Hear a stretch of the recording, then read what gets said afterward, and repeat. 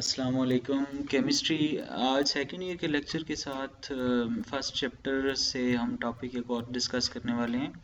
Chapter number 1 है हमारे पास, जिसमें हम पीरियोडिक टेबल में एलिमेंट्स की तरतीब और उनकी फ़िज़िकल प्रॉपर्टीज़ को डिस्कस कर रहे हैं। तो एक और फ़िज़िकल प्रॉपर्टी है जिसको हमने आज डिस्कस करना है, उसका नाम है इलेक्ट्रॉन अफिनिटी।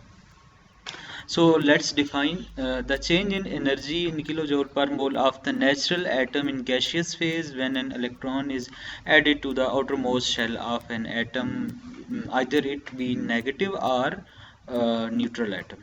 ठीक है जी, या तो वो आयनिक स्टेट में पहले ही हो सकता है या फिर वो पहले ही न्यूट्रल फॉर्म में यानी एटॉमिक फॉर्म में हो सकता है। सो इसको हम बोलते हैं कि एनर्जी की वो फॉर्म, जो एनर्जी की वो मिकदार जो आप देख सकते हैं ऊपर एटम दिखाया गया है, उसमें से इलेक्ट्रॉन निकलने की बजाय एटम उसके अंदर ऐड हो रहा है। आउटर मोस्ट शेल में जब इलेक्ट्रॉन ऐड होता है तो एनर्जी रिलीज होती है। उस एनर्जी की अमाउंट को हम बोलते हैं कि वो आपकी क्या है, इलेक्ट्रॉन अफिनिटी। ठीक है जी। सो इस डेफिनेशन और एग्जांपल के बाद हम देखते हैं कि बोर्ड के लिहाज से इसमें से एक इम्पॉर्टेंट क्वेश्चन, शॉर्ट क्वेश्चन बनता है कि अगर एक एटम के ऊपर पहले ही नेगेटिव आयन है तब हम न्यूट्रल एटम के अंदर इलेक्ट्रॉन ऐड करते हैं। सो जब उसके अंदर एक इलेक्ट्रॉन ऐड किया जाता है तो तब उसकी इलेक्ट्रॉन अफिनिटी की वैल्यू नेगेटिव लिखी जाती है, यानी एक्सोथर्मिक रिएक्शन के साथ। और जब उसके अंदर एक इलेक्ट्रॉन पहले ही मौजूद है, एक और इलेक्ट्रॉन ऐड किया जाता है तो एनर्जी की वैल्यू पॉजिटिव हो जाती है। तो रीज़न आपके सामने लिखी हुई है, पहले से मौजूद इलेक्ट्रॉन के अंदर जब एक और इलेक्ट्रॉन ऐड किया जाता है उसी शेल के अंदर, तो रिमेनिंग इलेक्ट्रॉन जो पहले से मौजूद इलेक्ट्रॉन है और इनकमिंग इलेक्ट्रॉन के दरमियान रिपल्शन स्टार्ट हो जाती है। सो रिपल्शन की वजह से जो एनर्जी की वैल्यू है वो एंडोथर्मिक में कन्वर्ट हो जाती है, और जो डेल्टा एच की वैल्यू है, इलेक्ट्रॉन अफिनिटी की वैल्यू, वो क्या हो जाती है, पॉजिटिव साइन के साथ शो कर दी जाती है। सारी रीजंस आपको सामने दिखा भी दी गई हैं, और जनरली आपको जो एग्जांपल्स हैं वो भी एक्स की फॉर्म में डेल्टा एच एनर्जी की सूरत में दे दी गई हैं। अब हम इसकी एक और एग्जांपल देखते हैं जो बोर्ड में ज़्यादा इंपॉर्टेंटली आपकी आती है पेपर के अंदर। वो ये है कि ऑक्सीजन एटम जो है, अगर उसके अंदर एक इलेक्ट्रॉन आप जब ऐड करते हैं तो एनर्जी की अमाउंट कुछ और होती है, और होती भी नेगेटिव फॉर्म में। जब उसी ऑक्सीजन एटम के अंदर एक और इलेक्ट्रॉन ऐड किया जाता है तब वो एनर्जी पॉजिटिव हो जाती है। So by the second electron affinity value of oxygen atom is zero, is shown with positive sign, sorry. तो रीज़न वही सारी सामने आपकी लिखी हुई है कि पहले तो वैल्यू नेगेटिव होती है जब एक इलेक्ट्रॉन ऐड होता है आउटरमोस्ट शेल में। जब दूसरा इलेक्ट्रॉन होता है तो पहले से मौजूद अक्रिंग इलेक्ट्रॉन और न्यू कमिंग इलेक्ट्रॉन के दरमियान रिपल्शन होती है, जिसकी वजह से एनर्जी जो है वो रिपल्शन की वजह से, नेगेटिव की रिपल्शन की वजह से एनर्जी जो है वो पॉजिटिव साइन के साथ, पॉजिटिव प्लस साइन के साथ शो की जाती है। अब हम इसकी ट्रेंड देखते हैं पीरियोडिक टेबल के अंदर।